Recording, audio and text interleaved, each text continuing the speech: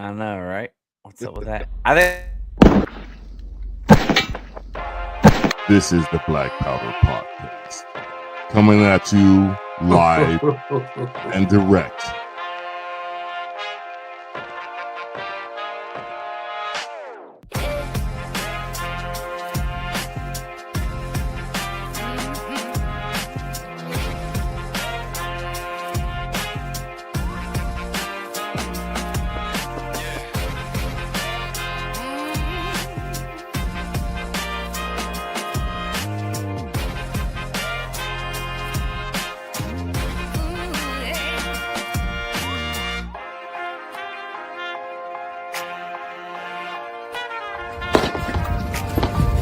Your salty tears season my life.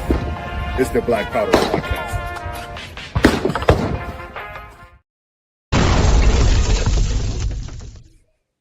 It's already going to be a great show. At any I rate, already fell asleep.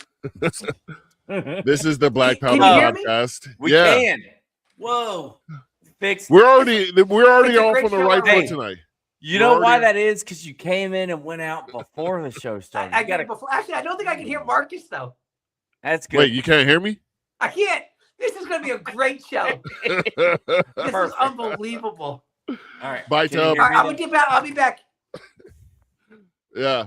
So for this- whatever reason, every time the show starts, Tubbs' audio is never 100%. So And We I'm mentioned blaming him this. for that. That's what Well- boomers do, bro. You know, Yeah. when you're a boomer, technology is. I It's know hard. he's on a fancy iPad. You think they'd have that figured out?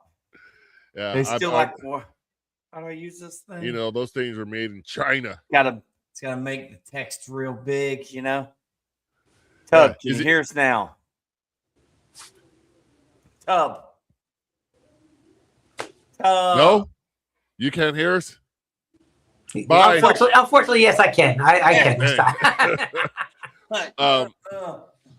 Yeah, so this is the Black Powder Podcast. If you guys didn't know, the only real libertarian podcast. I am Marcus Matthews, coming at you from the fourth largest economy in the world. That's not in the United States. That's in the world, California. And tonight I'm joined by my good buddies Eric and Tub. How you doing, gentlemen? Doing great. Yourself? I'm just happy to be here. How about you, Tub? How you doing? Fourth largest economy In the world? and first most infringing government. Nope, Yeah. nope. That goes to New Jersey. New Jersey. So Yeah. what? Yeah, No. New Jersey. New Jersey has it Jersey now. had the New Jersey, very- let me tell you why. New Jersey is in a process of banning people from being able to purchase hollow point rounds because they said So- it's against the Geneva Convention. I think those things are bad, right? I'm just kidding. New Jersey gonna- had that very libertarian governor, huge libertarian governor, Chris Christie, right? Just kidding. Yep. Who? Used to be. Yeah. He wasn't a libertarian. I don't know. I made that No, part he up. was. But he was huge. He was Yeah. huge, regardless.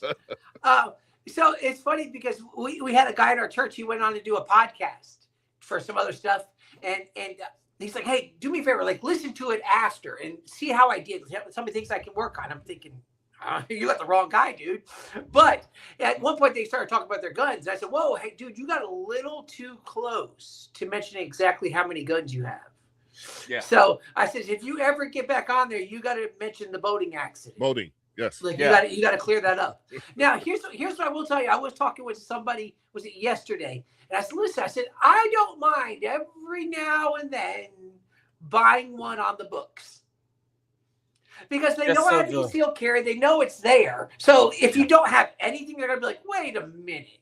This guy doesn't, he has all this stuff, he doesn't have any guns at all. No, every now and then you sprinkle one in there and go, What oh, you you bought need another to gun. We're good. do is also The- you got to buy the ones that can penetrate level 4 plates so that the feds got a little more respect on your name. That is- Put some spect on money. That's why you Those get are the ones the. you make them see that, right? They're like, hey, Yeah. here's the one. Now, I like will tell an you AR this. platform and 50 Beowulf. I- Yeah. I heard of somebody, I don't know them personally. I heard of somebody who purchased a rifle in a Waffle House parking lot and listen, somewhat admirable, to be honest with you. I don't care what anybody says. That guy was a smart guy. And I bought one in a Walmart parking lot. It was perfectly legal in Florida then. Well, if there's anywhere you need a rifle, it's definitely at the Waffle House. For real. Especially or the Walmart on Lim Turner. We don't even go to that one. Listen, the Waffle House actually puts the thing. Y'all see where you're not supposed to have guns in the Waffle House? There's no weapons. What? Yeah. That makes perfect sense. Gonna have to quit going there. That's what I'm saying. Have to go to the huddle house. You got to take it because listen, I truly believe that when you go to get a job at Waffle House, part of the application asks if you can fight. Yeah. Because if you can't fight, you ain't getting a job there. So you got to be ready. I'm 52. I'm not fighting. Yeah, and we're going for a dinner and a show. You know what I mean? Right. You didn't know you was getting the show. It pops off. All right. All right. That being said, great Yes. way into. I'm just kidding. I don't know. Well, Not I'll go sure ahead. If there's and, a Waffle House in Minnesota. Maybe we can find out. we are Probably going to not. the great. Is the great Upper Midwest? Is Yes. that what you would properly call Never it? been up that far. I think so. I have. I've been to Wisconsin. Well, yeah, I did go to stood Fort out a little McCoy, bit. Wisconsin. Where's that at? I don't know. At any rate, we're going to the great state of Minnesota today, and on this show we like to bring you great libertarians because me being the only real libertarian, I find it difficult to carry this load by myself, and so. I feel like you just fought with yourself. You said we'd like to bring you great libertarians. I'm the only real libertarian. Yeah. I don't think those go together. Yeah, You they admitted do. that there are other libertarians, and then unless you're saying all the other ones are fake libertarians. No, they're struggling. They're trying to grasp the great knowledge that I have with the libertarian movement, and I'm bringing them along. They're like my Padawans. You know what I'm saying? Do you feel like you're being successful? Yes. And we're going to bring you a great libertarian tonight out of the great state of Minnesota that is currently running for Senate for her second time. Without further ado, Mrs. Rebecca. How you doing tonight? How's it going? I'm doing good. How about you guys? Actually, I know how you guys are doing. I've just been listening for like the last however long it's been. 7 minutes and 30 seconds. And That's where we're at. ask her how long does it feel? Feels way longer than 8 minutes. Yeah. I was gonna be Minnesota nice, but Listen, well, I appreciate that. with us, I wouldn't waste it. I would just let it fly. And what is Minnesota nice? honest? what's that? What is Minnesota nice? It's super passive aggressive. You say, well, don't you know? Well, I think that's Canadian. I thought "Don't You Know" was Minnesota. It's Minnesota, Wisconsin, Canadian. Yeah, but Okay. I'm originally from New Orleans, so I haven't brought myself to use "Don't You Know." I only say it if I'm poking fun at all the people around me. So, Awesome. Can you give us some New Orleans though? Are you trying to dial that? It comes out a little better if I'm angry. All right. Oh, Now, give it time. Watch. We'll let Marcus go first. It'll happen naturally. That's all it takes. Let me ask you this: how's the gumbo in Minnesota? It's so bad, so bad. Was that your way of getting her mad? Yeah. Is that what that was? Yeah, I'm just gonna keep poking a little bit. Yeah. Where do you buy your crawfish from? I don't because it's terrible. Everything is terrible. I know. And that's why she's running is to change Minnesota so they get some quality gumbo and some That's my entire platform is just to go from whatever this hot dish stuff is to real food. Hot dish stuff, is that a Minnesota thing? Hot dish is a Minnesota thing. Yeah. All right. What can you is it? explain? This is like it's a foreign country. Can you explain this to us? Hot dish is basically a casserole. You just whatever you throw in a pot, you stick it in a 9x13 and put it in the oven for a little bit, and they call it a hot dish. Wait, we got a comment from Stars 33D77, and that's a great point. The Mississippi River starts off up there in Minnesota, so there's no excuse for you not being able to get some gumbo. There's some good crawdads in the Mississippi River. I actually live just about a mile from like a place where you could put in on the Mississippi River. And the lake where the river starts it takes us about 30 minutes to get to drive there. But then then there's the lake, and then the river curves upwards about 80 miles and then starts back down south. So it actually goes north for a little bit, and I live on the most northern point of it. Awesome. So how far are you from Canada? Less than 100 miles. Oh, all right. So listen, when all the stuff was going on up there, I suggested that we just give Minnesota to Canada. I was like, just let them have it. Let's just be done with it. We have to deal with it. Why Minnesota? Like, we can give them Washington. I was trying to get to California at the same time. Like, we'll just throw in California. Yeah, but it just gets weird, you know. Imagine. Then Canada would be the fourth largest economy. California. All right. So, Eric, proceed. All right, Rebecca. So I usually ask this question, get us started. We're already 10 minutes in. So when did you first decide, or I guess make the decision, or your aha moment that you realized that you're a libertarian? And when did you decide to join the Libertarian Party? $17,000 from and what I hear most people would audio call in the background. a little fender bender. And What is that? Oh, hold on, my bad. Marcus, what are you doing? You're doing another podcast Marcus. at the same time. Marcus. My bad. My bad. I was trying to do all my live stuff. Trying to find her campaign videos. All right. Sorry that I interrupted. When did you realize you were a libertarian? When did you decide to join the Libertarian Party? And what made you decide to run for office? Oh, all right. Well, there's a loaded question. Because it is. For me, it was I joined the Libertarian Party really as like a point of resignation. So I am an Iraq War veteran, and I served 2 tours in Iraq during 2004 campaign and the 2006 campaign that included Battle of Fallujah, surge in Baghdad as a combat medic. And so like those were I was very young when I did that. And there was never a point in my own politics where I wasn't just angry at the system. You know, like there was never a point where I believed that the politicians had the answer for normal people because of what I went through in Iraq. And so I got out of the Army in 2007. I had served almost over 7 years and got out after my second deployment. Really, it was just like the deployments were there was a time period of healing that I needed to go through after I got out.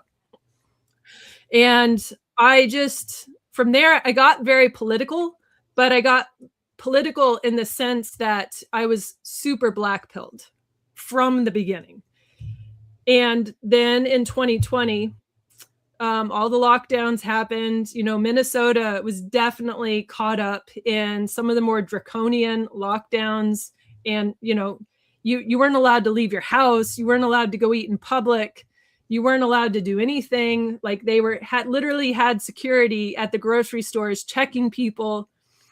And it was then that I realized that I hated government so much that I started calling myself just a full-blown anarchist. And that to me was a point of realization when I realized that I was an anarchist and that it was the government that at every turn, right? And at every turn was the problem. It always originates with the government. And that was 2020. In 21, it turned into more, if I didn't do something with the anger, I was kind of starting to get the anger was starting to be destructive, if you know what I mean. Mm-hmm. Especially having come out of Iraq, which still like 20 years later has this way of just kind of rearing its ugly head when you don't expect it, you know? And so came out of that 21, I saw like on Facebook, it was a social media post for the ATF, in fact. And on the social media post, I saw this group, and they were like, the ATF was, you know, celebrating the agents there and memorializing their death during Waco. And I was like, you've got to be freaking kidding me. Like, this isn't why. is this, because at the point you're like, is this satire? Are they serious? And so I clicked on it and I started reading, and there was just like what I know now is being called ratioed, and by libertarian groups. And I was like, I thought libertarians were like these just kind of, Say it. Yeah. Say it. Limp-wristed, weak-willed people that just didn't know anything about what was going on in reality. They just and I saw what happened during the lockdowns and COVID and everything. It was not as radical as I wanted it to be. It was not as far as I wanted people to go. And I wanted people that were on the right and the left of me going basically into the front lines of the battles that I could count on not to just give in and fall back the harder it got, because it's going to get harder before it gets better. Right. And I wanted that. And so then I saw this and I was like, I reached out, or actually somebody reached out to me, and because I joined a group or something, and they're like, hey, you're in Minnesota. And I was like, but there's no Libertarian Party in Minnesota. I wasn't aware of any presence whatsoever. And I got in touch with another friend. I was like, how do we start something here? And then I learned that there is actually a party in Minnesota, but it's centralized down in the metro. And I live in rural Minnesota, started a group up here in rural Minnesota, a group that still exists, and just got involved that way. Cause like I said, it was the anger was getting destructive. And, I have kids now, and I want there to be a future for them, not like one that I experienced, you know what I mean? So, got involved.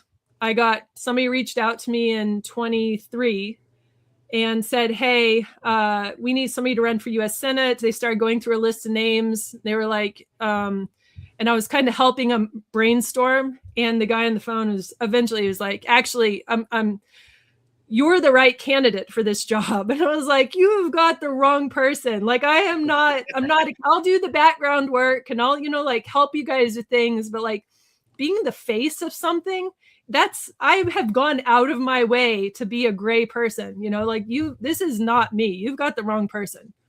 And then he told me that it would be Amy Klobuchar's seat that we would be, that was up for election.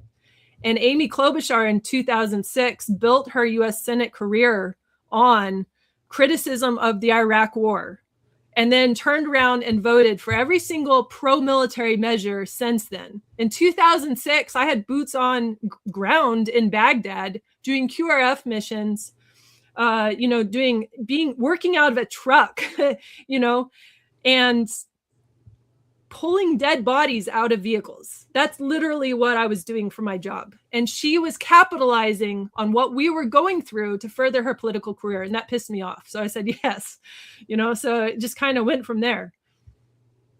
Right. Very so good. You're one of 2 states that have technically had a libertarian governor with Jesse the Body Ventura, right? He wasn't registered libertarian then, was he? Yeah, But he was more independent. Yeah. He's got some very pro-government kind of positions. Okay.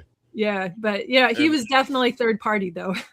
Yeah, the other one being New Mexico. We haven't had anybody on from New Mexico, but I'm glad we're in the upper Midwest, because I've never met a jerk from the Midwest.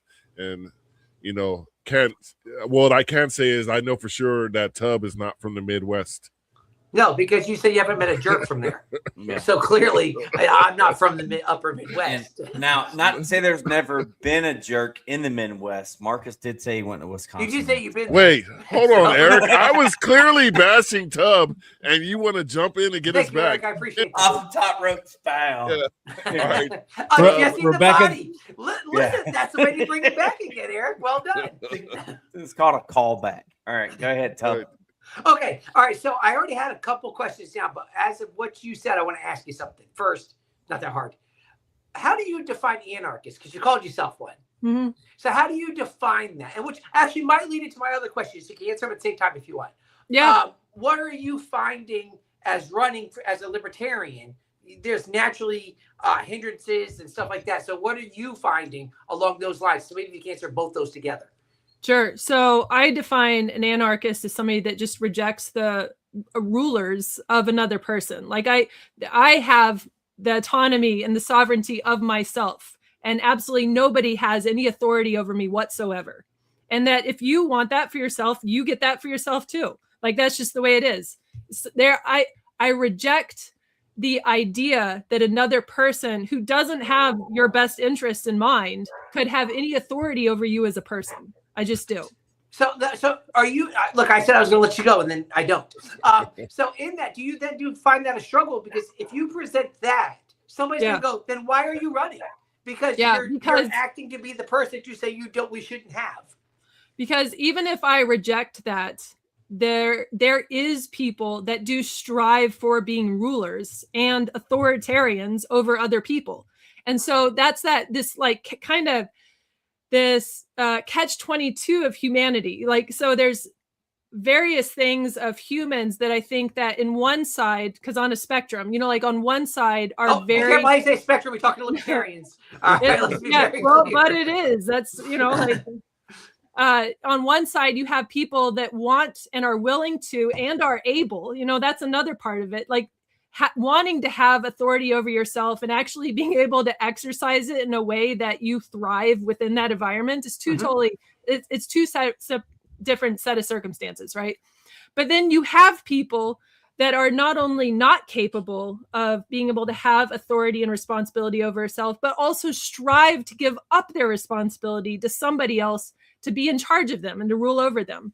And so you constantly have this conflict within humanity of recognizing somebody that wants the freedom of themselves and somebody that doesn't, but then uses their unwillingness to be responsible to give it to somebody else. But then those people often want to be authoritarians over everybody, right? Yeah, I say, the ones that they decide tend not to fit in very well. they don't serve us well. No, right. It's completely, there is no way that those two types of people can coexist.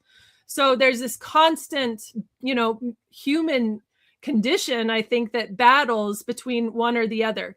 The reason that I am running for office is that because if people like myself who reject that authority don't do something to keep the people who would take it, who should be least able, they're going to use it badly. And they're going to use it badly broadly or to everybody. If the people like myself don't do something to keep them at bay, then they just get free reign over everybody. And we know what the result of that will be. It'll be, crushing economy. It'll be, crushing regulation. It'll be lasting forever wars. It'll be people that don't, you've just given up everything, or they've taken it. And now, because there's so few of you left that would use your freedom, that you can't do anything to stop the people that want to take it away. Right. So we have to, it's people like that, myself, that believe this. We imperatively must do something to make the ruling class, the ones that should not be the authority, to hold them back. And so I know I'm not going to run a campaign on anarchism. That's, right. You can't do that. No, right. But what I can do is that I can really highlight the way that the ruling class has used their authority and made life worse for us, or at the very least more difficult. And I think right now that's kind of actually pretty easy. I mean, if you filled up your, car at the gas station, you're feeling it right now. Or if you've gotten groceries, you're feeling it. So, well, I think you just made the best argument on why the Department of Education should be abolished, because public education is producing these drones that are just simply afraid to step. I call it the pendulum of stupidity. And because, right now it's swinging over towards the right, and you're seeing the same damn thing that everybody was pissed off about with George W. Bush, as far as foreign policy and everything that's going on. After the pendulum of stupidity was on the left with Biden and the lockdowns and the mandates and all of that stuff. And now Americans are, hey, I don't like what he's doing. Let's give these other idiots another shot. And, to me, it's public education. Quick shout out to Amity. She asked, how's her favorite libertarian? I'm doing great. Thank you for asking. and we cannot produce this show without the great Joe Hanush. I mean, we could, but it wouldn't be as good. It wouldn't be as good. He's like, I don't know why y'all got to call out my public education. I think we all, if you're a libertarian and you went to a public school, you are not the intended product of the public education system. I will say that much. I graduated from a high school in Mississippi. Oh, there you go. Same thing. Right. Got it. Well, I mean, what are they, 47th or 48th in education? I mean, that might be as good as it gets, honestly. Was it them who just bypassed California? Was it California? For what? For education? No, California is in the middle somewhere. But it's Arkansas, Louisiana, and Mississippi are typically 47, 48, and 49. No, Alabama's probably in there someplace too. Yeah. I'm gonna look it up. All right, so real quick. Tub is from Connecticut. I think they're 50. Listen, if you think I'm going to sit here and say, not me, and defend the government school system, absolutely not. All right, so Rebecca, as you're out there, because like Eric and I have left the garage and we've gone out and we've run for office. Wow. And so we understand that we've been through some of the things of saying, trying to, first off, sometimes just to explain. And technically, I'm back in the garage. Oh, you are in the Are you in the garage, Eric? Technically. So I got to start setting up in the garage also to be a part of the show? Yeah, like, go ahead. Sorry. So, as you're going out there, I know you said this is your second time now. We get sidetracked. I'm still doing a show here. I don't know what you guys got going on. You brought her on here for a reason. All right. Yeah. Now there's the donate link. Give her some money too. We'll get to that part, but there you go, Tub. I don't want to do it now. What are you finding are some hindrances as running for a libertarian? Right. Immediately, like out the door, it's ballot access. Minnesota does not get ballot access. As a third-party candidate, we have to petition to get on the ballot. Petitioning is a sprint because we have to get, so minimum we need to get 2,000 signatures per statewide race. And this is a statewide race, right? So realistically, we need to get closer to 2,500 because the Secretary of State's office, they're a Democrat, so, they're shady. And they're going to, they go line by line to make sure that all the signatures and addresses and everything that we turn in are legit. They don't just accept them. They, have the authority if they want to not accept it. So we need to make sure that we give them more than what they're asking for so that even when they do take things off, that we can still overcome that 2,000 plus. That, however, we only get 2 weeks to do that. So when we come out the, gate and start petitioning, 14 days, we got to have that turned in person in St. Paul in Minnesota to the Secretary of State's office. What's the reason for that? I know, isn't it New York? I think is similar to that. Some other states are similar. You only get this window. Why is that? What do they say is the reason? Oh, well, it gets better. So actually, anybody that runs for office can petition to get on the ballot. And then the major parties, they can petition instead of paying the filing fee. The filing fee to get on the ballot is $400. So if they don't want to pay the $400, they can petition. Do you know how much time they get to petition? It's like 6 months. If you're so it's just third parties. Yep, it's just third parties. The same amount of signatures, but only 2 weeks. But you can't do the $400 and just get on. Nope, we are not allowed to just pay the money and get on. That is a state that is keeping the system rigged. Where is ours when we need them? In 2023, they raised the minor party threshold to make sure that if you are a third party candidate or if you are a third party, because it used to be if you could get your party could get a statewide candidate over 5% in a race, then you had automatic ballot access. We had 2 marijuana parties in the state that consistently got 5% plus in the statewide races that they ran.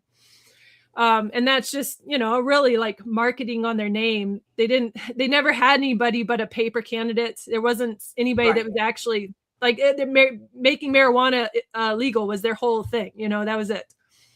But they always got 5% or more on the ballot. And so in 2023, the Republicans and the Democrats worked together to raise the minor party threshold from 5% to 8%, making it so that, I mean, it's basically an insurmountable hurdle for anybody that's a third party at this point. So you run a real risk of not qualifying. Yeah. So that was why I ran and so in 2024, we had to have somebody that was running a statewide race, because if we didn't get somebody that made that 1% threshold, we were going to lose our political party status in Minnesota. That was the risk, right? So when somebody reached out to me and was like, hey, we want you to do this, it really, like, we had to have somebody do this race. And so we ran it. And not only did we get the 1% in a federal race that no Libertarian Party of Minnesota candidate has ever overcome in a federal race for U.S. Senate, by the way, but we got almost 2%. Like, we broke records with how many votes we got in that race. And so we're kind of, and a lot of things have changed since then, right? Like the political climate in Minnesota has just become very hostile, I would say, hostile towards the major parties, because they've created an environment that allows things like Operation Metro Surge to happen in Minneapolis and St. Paul. They have, I mean, Minnesota has made national news for the amount of fraud that they found in the state, which is millions and millions, might be billions of dollars at this point, because it's so bad. And it's like, this was business as usual until it started to, they made it come to the light, and the Republicans and the Democrats have worked together to create this environment, so also this is the thing, like the Republicans aren't even trying to win in Minnesota. They're not even trying. There is evidence that Representative Tom Emmer, who's Congressional District 6 representative and the Republican whip in DC, he worked with the Minnesota GOP chair to create shell company in Wyoming, which can be anonymous, to funnel GOP donations out of state to the shell company that turned around and literally funded Democrats in Minnesota. The GOP, and then got caught. And the GOP chair, he's gone. They got rid of him, but Emmer still has his seats. He also ran Trump's campaign in Minnesota.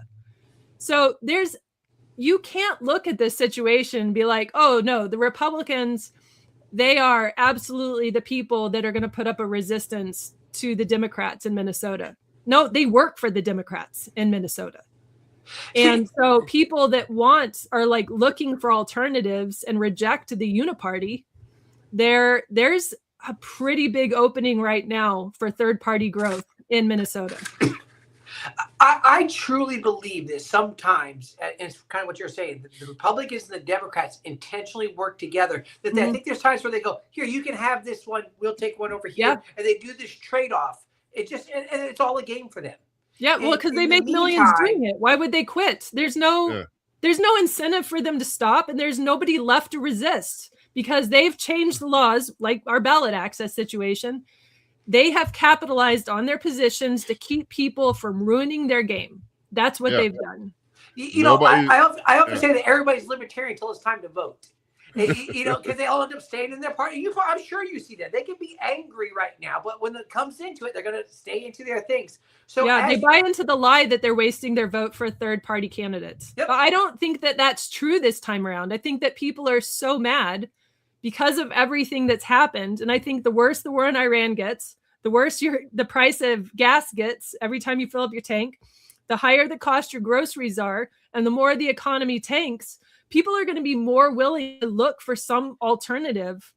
I really believe that this time around, especially considering how well we did last time, that this time around, we very well could get 8 to 10% of the vote. And if we can get 8 to 10% of the vote, that makes us a major contender. But if we can get that much of the vote, then it doesn't take much to push somebody from 10% of the vote to winning the race. Because in a race that's just three candidates wide, you don't have to get 50 plus. to win. But also I know that from third party, like kind of coordination behind the scenes, there very well could be no other minor parties on the ballot this time around. And last time there was. We weren't the only minor party candidate on the ballot last time. But this time it could very well just be the two major parties and myself. And that's what I was looking at, the Ballotpedia for your last racer. And the other third party candidate got 1.5%. You got 1.7. So if they don't qualify, you'd likely get that. That gets you over 3%, which doesn't meet the threshold. But as poor as things are going, you could probably get 2.5% from both sides, left and the right. I got a question to Marcus. If you could put her link up for her website, either donate link or just the homepage. But is the signature requirement the same this election as it was for qualifying in 24? Yes. Is that still Yep. the same? So Yep. how did your campaign and or the Minnesota Libertarian Party help y'all get those signatures? And or you said you started a group up in where the area you live in Minnesota. How'd y'all go about getting those 2,000 plus signatures last time? And do you think it's going to be easier or harder this time? And how can libertarians help y'all make sure you qualify? So circumstances are a little different this time. And I'm actually the chair of the state party also. Sorry. Oh, yeah. Well, Yeah. you should have. Wearing a couple of hats right now. So last time around, I had a group of about 45 people that actively help petition to be able to get all those signatures. We will not be, because, if you know anything about the National Libertarian and going-ons and that kind of stuff, the National Convention is right in the middle of our petitioning window. Wow. So if you look over at the Minnesota delegates table, you're going to find that it's a little empty. And that's going to be because that almost everybody is staying behind this national convention to help petition instead of going to the national convention. So that's what we're doing. Yeah. I might end up going to the national convention to speak, but it's not as a delegate. It'll be just, drive in, speak, drive out kind of a situation, and hopefully get some allies while I'm there. That's kind of what I'm shooting for. So, this time around also, we have 3 statewide candidates, not just myself. So we also have a Secretary of State candidate. We have an auditor candidate. Our Secretary of State candidate is Chip Tangen. He's going to be campaigning on lack of ballot access for minor parties. He's helped write some legislation that actually got authors in both the Senate and the House this last legislative session. It didn't go very far, didn't make it to committee because the legislation in Minnesota is not one of cooperation. So that's, but we're trying different avenues besides just running candidates. So we're also trying to fight this legislatively. We're also trying to fight this through legal action, that kind of stuff. So that's all on the table. Our auditor candidate is Charlie Kuklins. He is an IT guy, so he built a website from scratch because he can do that. That helps kind of be a central place for all government transactions across the state that are used to fund municipalities, basically. And he's got a website where all those transactions, so that anybody can go and see it completely transparently. At any point in time without having to do a FOIA request, right? Which takes time. So it's just at the tip of your fingers, you can look up any city, any township or whatever and see where they're spending your tax dollars. And that's what he's running on. So because they're both statewide candidates also, so we need 2,500 for myself, for Charlie, and then another 2,500 for Chip. So it actually comes out to be 7,500 this time around. And here's what happens. People will hear that and go, well, good, that's easier because that way there you'll just get them signed. But a lot of times if somebody's filling out a petition, they're not going to stand around to fill out 2 other ones at the same time. Right. Yeah. So we have teams that are separate for all the candidates that aren't, because the likelihood you might get somebody to sign the first petition. And my success rate of like talking to somebody and signing my petition was about 9 out of 10. That's good. Trying to get them to sign the second petition, a little harder. Trying to get them to sign the third petition, on your clipboard, even harder. So each of our candidates have their own teams going into petitioning that will be working independently for the candidate that they have committed to. I think the messaging, though, this time around should be a little bit easier due to the dire state. The politicians are going to say, "Oh yeah, the Dow hit 50,000 again." I don't give a crap about none of that. Yeah, but a lot. That's the thing, though, is that people don't understand the economics if they think the Dow hitting 50,000 is a good thing, right? Because the stock market has this rubber band effect. I mean, if a Dow at 50,000 comes crashing down, which I think is very likely that it could, if you're a 250-pound man, you're going to hit the ground a lot harder than you are a 50-pound kid. You know what I mean? Yeah. So when I think about the economic future, even in the next 6 to 9 months of the United States, it's not looking super positive at the moment. Yeah, so that's the messaging. Tub, real quick, I want to get to this question from Joe. How do voters in Minnesota reach out to the MNLP to help? So on our website, it's actually lpmn.org. We have a donation link, and anybody can go and donate. And right now, every donation is going towards ballot access. We have set aside a certain amount of money that the LPMN is committed to helping pay for petitioning. So that's something that we are actively working on. But anybody that we're only 2 states over from Michigan. So if anybody feels like, on their way home from the national conventions, just wants to drop into Minneapolis, we would love your help, so. We have definitely places people could stay, that kind of thing, that wanted to come and help petition. But LPN.org for donations. I'm trying to hijack the plane that's heading south, and I can just see if it'll head over. And you just take your parachute, jump out the side door. It's fine. Just give me close. I'll run the race. No, I'm not running at all. That's a lie also. So here's the thing. So what you had said, and in comparison to what I said, because you said people don't understand a lot of times the economics of things. Mm-hmm. And then on your website, of course, we're libertarians, so we mentioned in the Fed. But let me ask you this, because like you said, sometimes people don't care. They're not thinking about those things. It's more of what's my gas? What am I paying for food? Stuff along those lines. But what are you finding? Because I think Eric and I both went through this. We can have our issues, especially as libertarians. We have our issues. But those aren't always the ones that are hitting with the people. And so are you when you're going out and about, are you just still at the point of, hey, you didn't do petitions yet? So as you're out and about, what are you finding that the people are like, hey, here's my problem? And then when they present that, what is your answer for that? I think that, and this is kind of just naturally who I am too. I come from, I'm a mom, so I've got kids. I've actually got a large family, and I have worked in the community.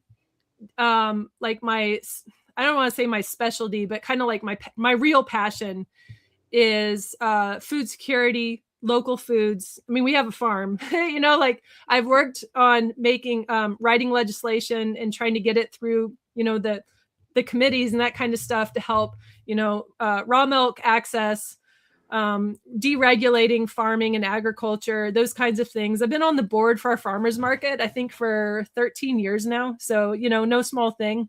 So this is what I do in my free time. And, food is this common point that everybody cares about, everybody needs to eat 3 meals a day. And so I think that when I talk to people, it doesn't matter if it's right or left.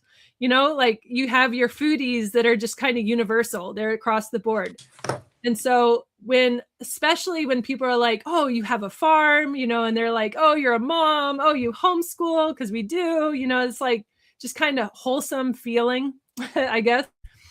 And so I can talk to people in a way that, they totally let their guard down, and they kind of just talk to me, tell me what they're thinking, their families, how their, mom and dad are doing, and their aunts and uncles and all that kind of stuff, that's just the way it is. I have a farmer's market booth, which starts during this petitioning window. which is actually an asset for me because I get a lot of signatures at the farmers market because I have a booth. But like it's kind of become a hub where people can they come, they know me, and they just talk about things. So what are you finding is their top issue? Like, what are they kind of like, hey? Just the struggles of normal life, man. It's just, that's what it is. It's just, like, I come from a low income area. People are having a hard time affording their basic things. They can't afford these new cars they're pumping out, but we also can't find old ones. They can't afford their housing. They have kids that are, hitting 18, 20 years old, but can't move out of their house because nobody can afford the rent. And even if they could, there's not places to go. Like, these are very basic things that, especially living in a state like Minnesota, this is the long-term effects of regulating a market to death. So do you think some of those issues could be handled better locally, but you're running nationally? Well, for a national office, technically. Well, yeah, it's a statewide office, but it is federal in that a lot of agriculture is a federal issue.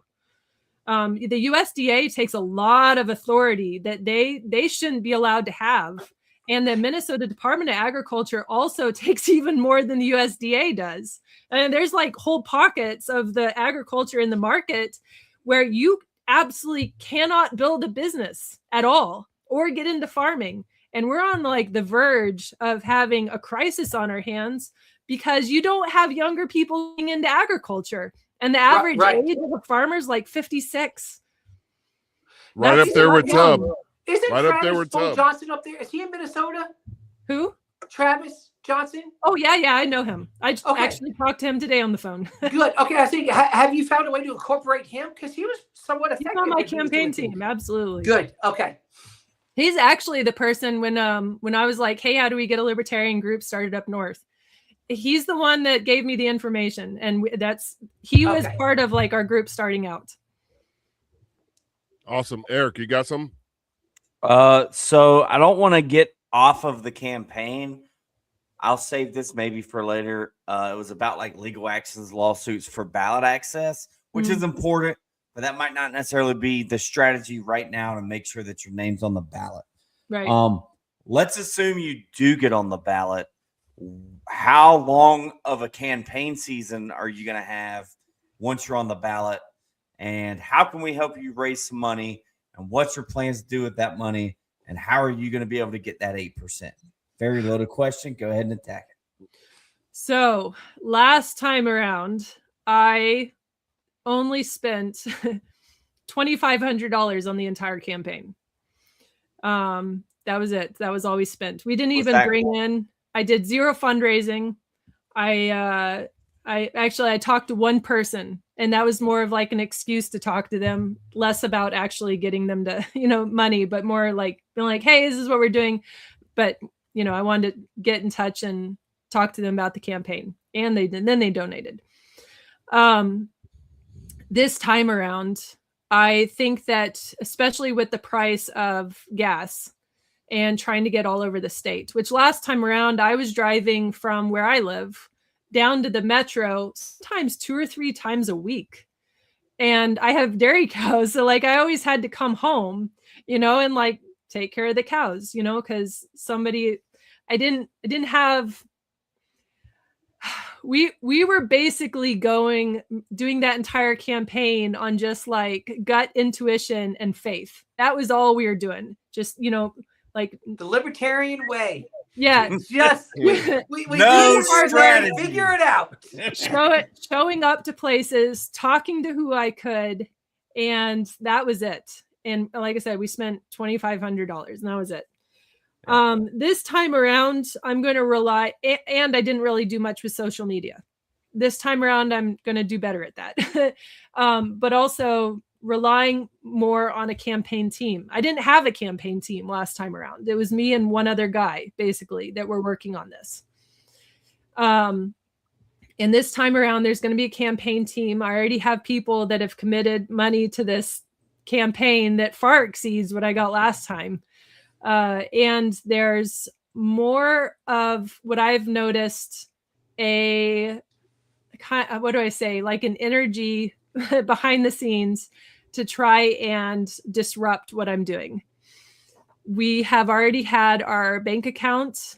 I wouldn't say it was, we had a group that tried to donate to our bank account internationally, which I don't really understand, to the tune of thousands of dollars and hundreds of transactions. And the bank rejected all of it because of the countries that it originated from. Mm-hmm. But it makes me wonder, like, there are people that wouldn't happen if people weren't worried. I've already been threatened to have somebody come and like beat me up at my house. I'm like, son, if you can get past the gate, you're not going to get past the German Shepherds, and I can't. So you're not going to get past me. You know, I have German Shepherds too. 3 of them. They're good dogs. Yes. And I've seen one of them like actually take. You're not going to get past, and I have more than one, so you're not going to get past the German Shepherds. And even if you do, like, I'm going to know about it, and I'm already going to like be, backup on your for tail, the dogs, strapped up. Yeah. So I think that this time around, just truly the I don't want to say purity of the message, but like the simplicity of the message, and really just trying to tap into the anger and the frustration of the people that are around, because there's a lot. That's what it is. I'm not going to mess with any of like the niche social issues. I don't think they matter right now. When you're just struggling to put food on your table and make sure your kids have a future, nothing else. We can argue about all that other stuff after we fix the economy. That's where it's at. So I'm not going to deal with any of the other things. If you will go, when you win, okay? Because now you have some things that we all go, yeah, we agree with that. And I think most people probably would. The problem is at that point, you become one of 100.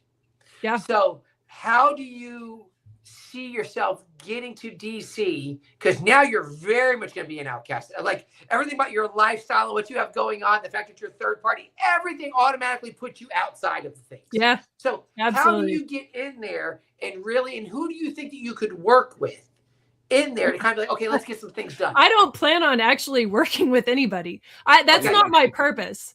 My purpose is not going to go in there and prop up the status quo. The benefit of being a third or a libertarian in a sea of Republicans and Democrats is that every political party has to be represented on all of those committees. And so I will get a seat in every single committee in the Senate. And that holds a lot of power, right? Because I don't plan on going in there and just being like, oh, sure, we'll just do that. This is the way we've always done it, blah, blah. Absolutely not. Like I plan on disrupting the system, not keeping it going. There's absolutely nothing about the current system that deserves to keep existing. Nothing. I 100%, absolutely nothing. Now, I have to ask you this question. Why do you think Americans default to the uniparty and this is kind of difficult. I pose this to our fandom. Why do Americans have to vote Democrat and Republican? Why do you think they do that? The majority of people in general, it's not just Americans. This is a human, condition. Uh-huh. The majority of people are not your free thinking, independent, capable minds, right? They're just not. And this is why, like, I'm a history buff. I actually minored in history. Military history, but besides the point. So when the Revolutionary War was getting started, and it was kind of kicking off years before they actually signed the Declaration of Independence, right? Like there was a buildup, and then the powder keg exploded. The initial group that sat down and said, hey, we don't like what's going on. We need to do something about it. Do you know how many people that actually was? It was 9 people. So I look at that often, and I think that, if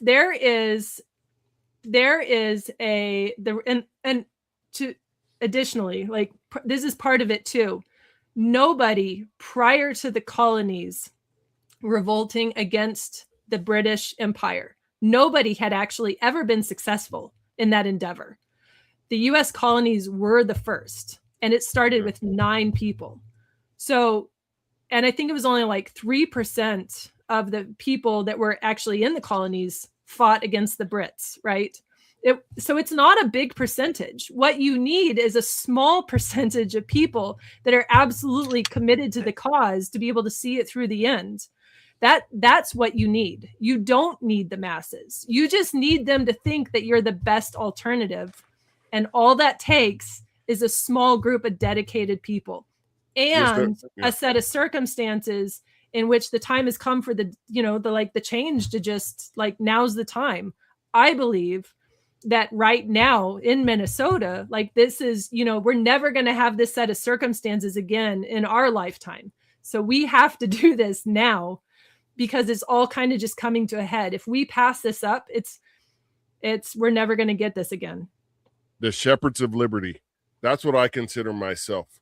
And that's why we engage in this enterprise. I brought Eric and Tub into this enterprise as their shepherd to bring them to the true forefront of the libertarian movement.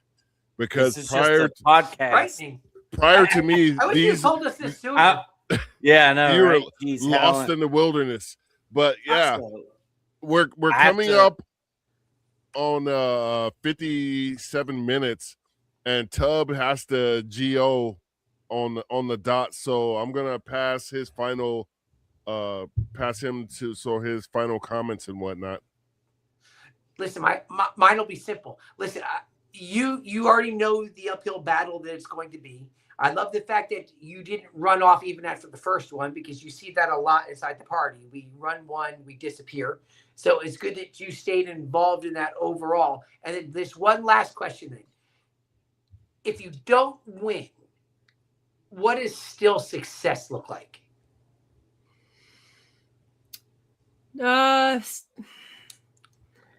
wouldn't say it would be in the votes necessarily. Like I wouldn't say success. Like that's probably the easiest way to measure, like, how well we did with what we had. But success is forcing the rest of what is happening to alter course because of what we campaigned on and talked on. The fact that I'm going to be running in this campaign and I will speak on things with authority, especially as a veteran who saw combat in a recent failed war. The other candidates are going to have to address that in a way that they aren't going to be prepared to do, not while we're at a war with Iran, right? So, and I know, like, for the Republican side, they're just gonna take the talking points from Trump. One of them is also a veteran, but he's, sold his soul to the political establishment as a veteran. So it's really easy when you come out and you're like, hey, this is wrong. We shouldn't be doing this. Here's the examples of why. And then also not only bring receipts with you, but like bring real stories of how this hurt people around you. That emotional element of your story that kind of like attaches itself to the campaign is what'll make the difference, because there's a lot of people, they don't want somebody that just, says one thing and does another. What they want is somebody who is real, who they can talk to like another person, but who has, kind of like a character arc. You know what I mean? So like they're looking for somebody to believe in. That's what they're looking for. So the story, kind of that part of the campaign, especially from Iraq, will be pivotal. And I don't remember what your question was. I just went off and like, no, you're fine. Because it was just what does success look like? And you're saying it's not just it's altering the narrative of the politics from here into the future, especially around Iran. Like this is, I think that surrounding the Iran war, this can only get worse at this point. So it's the messaging. Yeah. When I would say that's a great point too. Like whenever you qualify on the ballot, you'll be forcing the Republican and Democrat candidate, at least in your state, to have to discuss the Iran war, and you'll be bringing it from a veteran's perspective, a combat veteran's perspective. Yep. Right. Tub, was that it for you? I'm good. Yeah, I'm good. All right, bye. Okay, Tub, bye. I love you. All right, we'll see y'all later. Thanks, guys. I love you, Thanks for Tub. I love you. I love you, Tub. Oh, I love I you. don't trust you guys at all. Oh my goodness. Come on. What need about? Oh, by the way, there are no Waffle Houses in Minnesota. Oh, there you Oh, go. man. I'll let Tub know. So Well, where second does the order of public business- fight? Yeah. hold Well, on, I hold gotta on. ask this question. I got this one. So Okay. you're saying you're going to authorize a bill mandating Waffle House? I'm just kidding. We're not going to force private business. That that actually might be the only legit use of government. It may be Every 'cause state needs a Waffle House. Yeah. Where do Minnesotans fight after 2-3 in the morning at a are there any 24 hours eating establishment house? where you could catch a good fade? Not where I live. No. Nothing. No, Maybe you gotta I live open in a one. very small town, and it's still the biggest town in the northern half of the state. So, Oh wow. All right, Eric, So- you got anything? Well, I was just gonna kind of do a callback. I am projecting you qualify. You got enough signatures. The government's gonna try some funny business to get you disqualified. Maybe, like you said, through the signature ballot, or they're gonna paperwork. Cross T's, dotted lowercase J's, that sort of thing. Are you willing, if it comes down to it, to fight it legally? And or can you kind of talk back to some of maybe the lawsuits or something maybe the Libertarian Party of Minnesota is willing to do towards ballot access in the future? I know that's kind of not specifically campaign related, but that might be more important than your one campaign. well, some of that is a little kind of in the background, and we don't want to be All public about it yet. Understand tracking. There is. I don't believe in fighting something on just one front. I think that if you're going to take on something, you really have to fight it from all of its weaknesses, and that often means all sides. So you fight something going through the proper way. In this case, this is being a candidate and getting on the ballot, and then speaking out against the very system that you're running for. But then also the legal action. And that's another, but also legislatively. So those are the three ways that we're doing it. Now with the legal action, there are some things that we are planning on fighting. We're not going to do anything right now to risk getting our candidates, all of us, on the ballot. But that doesn't mean that there's not something heading down towards the future. So the few times that we have taken on the Secretary of State's office, we've actually come out on top, which is kind of nice. They used to make us do all of our petitioning forms on 8.5 by 14 sheets of paper, not the 8.5 by 11. So to be able to get more of those printed, you literally had to go to a specialized place and get them printed. So we had employed a lawyer and then wrote all this stuff, did all these things. Anyways, the Secretary of State's office now allows us to do petitioning on 8.5 by 11 sheets of paper, that's because of us.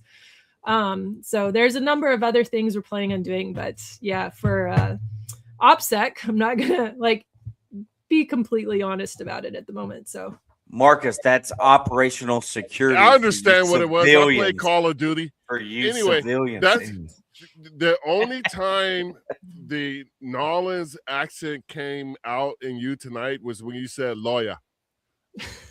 Lawyer. I've been waiting. I have been living in Minnesota for a long time. Every once in a while I meet somebody and they're from the Gulf Coast, the swamps in southern Louisiana. And it just I'm talking to somebody that's got the accent and just kind of it's right there. Yeah, because my family's from Mobile. We have they have a southern accent, but they're Gulf. The first Mardi Gras was in Mobile. I'm sure Eric knows that. Oh, I knew that. Right there. Yeah, sure. Yeah. No, I knew. But that. I wanted to say, I actually think you're one of them. And there's a lot of libertarians like this, but you have a very personable personality where I think a lot of people can relate to you because you're not looking through people and waiting for your next soundbite or whatever. What I got from you tonight is you're genuine and you're looking at people and speaking to their soul about what government is and what government isn't. Because what I was thinking about earlier when you were talking about how the duopoly changed the system, that's one of the, I always say there's only 2 or 3 things you can get Democrats and Republicans to agree upon. One is more government power. 2 is not changing the system that brought them to power. And number 3 is war. Yeah. Because, those are the things. And will you be accepting any money from any foreign lobbying groups or anything? Because I saw what you wrote on your webpage where, hold on, let me make sure I'm getting this right. I'm sorry. No more entangling alliances. Mm-hmm. And I think a lot of Americans are starting to see the light. I think so too. Like I can have normal conversations about AIPAC right now with normal people, and that's weird. Yeah, and not get called a anti whatever, or that's our greatest ally. Every time I hear people say that's our greatest ally, if there was the allies were in a room, I would immediately look over at Great Britain and say, hey, they say that's our greatest ally right there. Damn the Anglo-Saxon foundation of this country, so to speak. That's our greatest ally right there. And I never understood why. But, that's neither here nor there. But we're going to start wrapping this up. In closing, do you have a closing statement before we get to your social media contacts and all of that stuff from you? Sure. My commitment to doing all of this is doing it the right way, not taking, if we have to go without the money and just not have the funding, that's the way we're going to do it. I have rejected any PACs, especially AIPAC, right? Yeah. Like that's the top of the list. There will be, and this is like the purity test for me. Like there just will be no money, and we'll go without it with just like, elbow grease if we need to. But there will be no money coming from PACs. We will not accept it. And that, any of these big groups that are like, hey, we'll donate to your campaign, but absolutely not. I'm just not going to take the money. Like, I'm not going to compromise myself in a way, or my principles in a way that would make this all fall apart. We're either going to do this the right way, or we're not going to do it at all. And if we do it the right way and that we still end up, with less than favorable circumstances, then now is just not the time where people were willing to listen. And I'm willing to accept that too. That doesn't mean that like I come out of this and there is no, game plan or plan B or plan C. There still is going to be other things to do, even if that means that the system itself fails, collapses, and what we have left to do is just endure it. That's what that means. But I'm fully prepared to go that route too. That's partially why we have a farm. We do stuff in a way that's like, helps us become and be more independent. So I believe that if there was a set of circumstances where we could actually do really well and people were more willing to listen to the libertarian in the room, like now's the time, so, and that it's got to get pretty bad for us to be the voice of reason in a sea of, like just people who don't actually think about much beyond what is right in front of them. But I think that most libertarians, none of us are like that. We see the bigger picture. We see kind of how, the long-term effects of immediate decisions, especially revolving around the war. That's going to be my biggest thing and my big concern right now. The economy as the result of what happens in the war is secondary. But we can't fix the economy while still engaging in the war. That's got to end first. And not just this war, but like all the other wars in the future. Yeah, it's the culture of never-ending wars has to end. That has to be first. And then we can fix the economy. And then we can deal with everybody's niche social issues once all that other stuff happens. But for this is a long-term endeavor for me. This isn't something that's going to be fixed. The problems didn't exist overnight. It's also not going to be fixed overnight. Right. So like I said, like same as kind of the Revolutionary War and the irony that we're in the 250th year and having to rekindle old ideas, but they're old ideas that work because they're timeless. That's just going to be what we do right now. And I'm fully prepared for all of it. I just wanted to point out, based on one of your points you made, that we were told there was no longer going to be these wars leading in. A lot of people bought into that lie. Yeah. And I just want Americans to take a step back for a second and just really remember, if at all possible, remember what you were told by this current administration. Remember what you were told by the previous administration. And you could do that on and on and on, going back a little while. Remember all the things they told you and look at what was actually realized. And that's why you need to vote Libertarian. If for anything, a third person on that stage is going to make the duopoly have to give you honest messaging under the threat that they will lose your vote. So that's what I would implore Americans to do, and take a good look at Rebecca's campaign. Eric, you had something to say? Yeah, I was just going to offer some really fun campaign advice. Whenever you make your first video, you could do video of you on your farm and you're milking one of your cows, and it pans to you and you say, "Are you tired of the federal government milking you dry?" And then it goes to you shoveling, if you have bulls on your farm. I do. Bull crap. And you say, "Are you tired of the federal government's BS?" And you throw it, like on / towards camera. And then if you have chickens, I don't know if you do. I do. You could say, "Are you finally tired of the foxes guarding the hen house?" If so, boom, there you go. I just wrote that for you. You're welcome. Man, I have after we get off here, I'm going to go out because you got to milk cows twice a day, right? So I'm going to go milk them for a second time today. And I have a tin pail sitting right next to my milk stand. And it would be very easy for me to just go get a shovel and shoot some of that into that bucket. Here's a bucket full of government promises, There you go. That's what it is. I mean, you got all this amazing content, and then of course you could do your Second Amendment videos on the farm and all that stuff. So I'm really looking forward to you qualifying. And I know you said this time you're going to do a little more with social media. If you make some good campaign videos, we'll share them on our social medias. We'll put them up here.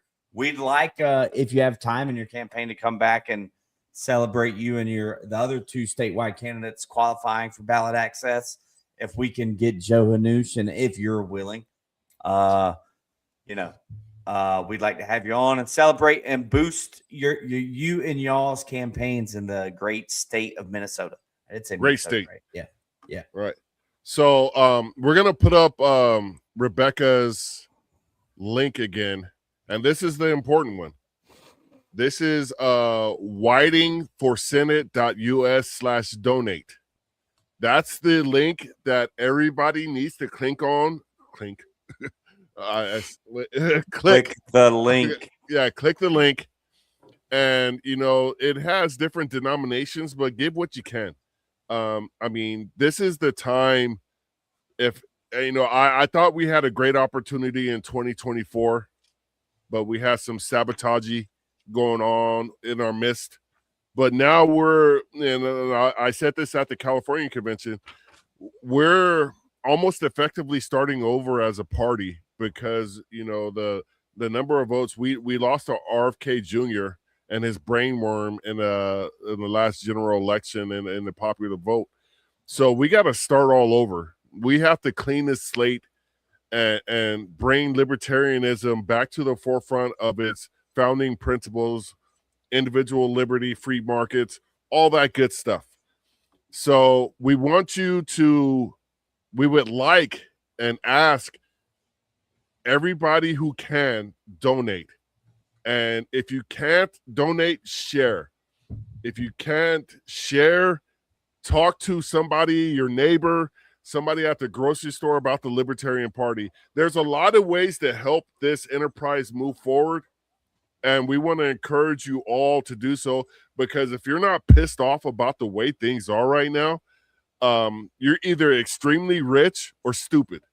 There's no in between in that, because here in the fourth largest economy in the world, I went by a gas station just because I was on E, and it was $6. I was like, okay, I'm gonna put a couple bucks in here and drive to the cheaper gas station. And that's literally what I did today. And then I bought ribeye steaks yesterday. It was 2 steaks, $36. Oh, that's about to get worse. And it's a lot of Americans don't understand that. The cost of quarter calves right now are $2,000 plus a piece, and you used to be able to get them for $200. Yeah. Americans don't understand. Our beef herd is at almost an all-time low right now, and it's only getting worse. And to the Iran war stuff, the longer this goes on, the more oil gets shut down, the longer it's going to take to ramp that back up, as like it did during COVID. When you were complaining about Joe Biden's high prices, this could far exceed that. The way this is going, because it has that trickle-down effect, because that's where a very large portion of your fertilizer comes from if you're not an organic person, but like most farms in the United States. But all of that stuff, it's about to have a compounding effect on your life. Yeah. And this is the time to elect people like Rebecca Whiting, who knows your pain and what you go through and understands the basic level of farming to table issues. This is the time to elevate people like Rebecca Whiting for Senate in the great state of Minnesota. Eric, do you have anything else? Just wanted to say thanks for coming on the podcast. I hope we were able to help out your campaign some way, even if it's just hilarious ideas for funny campaign videos. But seriously, I hope it's more. I hope it's more than that. I hope you end up getting some donations, maybe some volunteers, help from National Party, help from state party volunteers in your state. But this was a great episode. I really enjoyed it. So thank you for coming on. Yeah, thank you for having me. Rebecca, National Party did share this on Facebook and on X. So awesome. They got behind you. Can you tell the people where they can find you? I am on Facebook, and if you look up my name, Rebecca Whiting, it's a picture of a painting. So anyways, but you'll like scroll down, you can tell it's me. So I'm on Facebook. I have an X account. I don't do much with it, but it's Bemidji Becca, or Bemidji Rebecca. Sorry. So BMIDJI. It's Native American. So most people can't pronounce it that don't live here. But that's my X account's name. And then, yeah, so it's pretty much social media. That's the easiest way to get in touch with me, those two places, Facebook and X. All right. And then we have the website, whitingforsenate.us. Yep. I like to say /donate, because that's the important stuff. As we say here on the Black Powder Podcast, put your money where your memes are. Don't just be an edgelord. Help a brother or a sister out and kick in, bro. That's what we need to do. Stop being about the BS and let's go. All right. All right. Yep. With that being said, this has been the Black Powder Podcast. We want to truly thank Rebecca. Our live studio audience, we got over 700 people watching right now. You know, that's pretty good for us. We actually get most of our streaming on the back end. You know, you can expect 25 to 10,000, whatever it is. But thank you very much, Rebecca. I look forward to following your campaign, because if you come off, not come off because you actually did, but you're a very genuine person, and I appreciate that, because, you know, enough with the government BS. Let's make this a republic again. So we always say on our podcast, as we close out, live free or die. Thank you, Eric. Yeah, that was a nice pause there. Here comes the pause at the end of the stream.